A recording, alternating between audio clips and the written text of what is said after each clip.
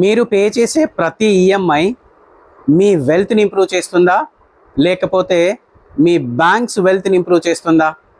ప్రతి నెల మీరు ఈఎంఐస్ పే చేస్తున్నారు. ఒక్కసారి ఆలోచించండి, ఆ ఈఎంఐస్ మీ ఫ్యూచర్కి ఏమైనా హెల్ప్ అవుతున్నాయా?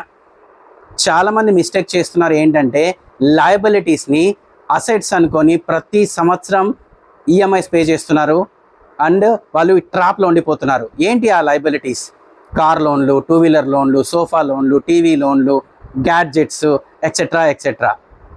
దీనివల్ల మీ లైఫ్ నెక్స్ట్ లెవెల్కి వెళ్ళదండి. మీ లైఫ్లో గేమ్ చేంజ్ అవుతుంది ఎప్పుడనంటే మీరు ఈఎంఐస్ తీసుకునే దానివల్ల అసెట్స్ని బిల్డ్ చేసినప్పుడు.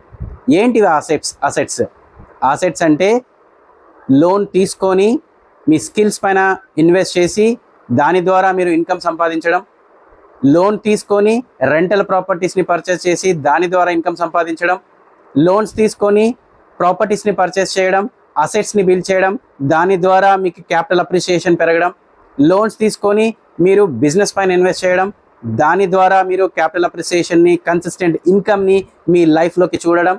మీరు పని చేయకపోయినా మీ అసెట్స్ పనిచేస్తాయి. ఆ అసెట్స్ ద్వారా వచ్చే మనీతో మీ లైఫ్ హ్యాపీగా గడపవచ్చు. క్వశ్చన్ ఏంటంటే మీరు ఈఎంఐస్ కోసం పనిచేస్తున్నారా, లేక మీరు అసెట్స్ని బిల్డ్ చేసుకోవడానికి కోసం పనిచేస్తున్నారా? Choice is yours. Thank you.